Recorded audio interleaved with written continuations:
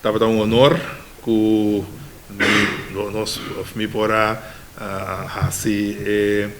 ritual que não tem no mercado de internacional, mas já conhecia na que caminha no seu colégio a visitar que nós abrimos o mercado de algo básico na nossa sociedade, que nós vamos invitar para fazer também. Nós temos parte de maneira nós de mediação de assunto de sunset que minha pessoa pede para chegar a consenso com dentro do seu colégio, nós o processo é a terminar. Mediador ou as pessoas que arrivam o processo é a terminar e apresentar seu plano nós na Holanda e nós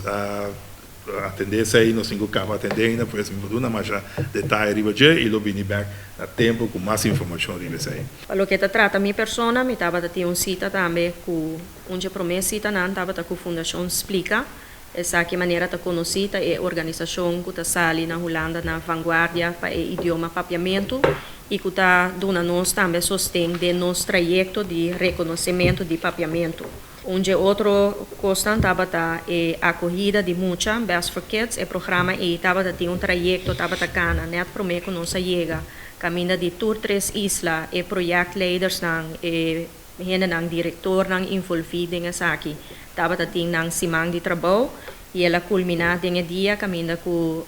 minha pessoa de Centro Estácias, senhora Alida Francis e de Saba, estava ter representante na minha visão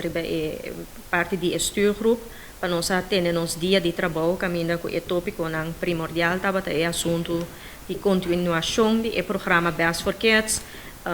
viramento grátis de acolhida de muitas, se ou não. E também é parte importante para cada de nós islas, é parte de edifício, não para creche, ou é parte de suficiente espaço para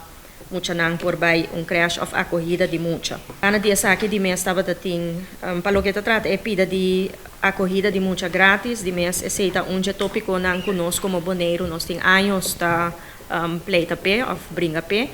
E essa aqui também estava ponto não com seguro de conversação com membro de câmara nós aqui da 13 dilante com para boneiro para isla nambes nós não que maneira na Holanda não tá premiar 95% grátis pero nós que vai com 100% grátis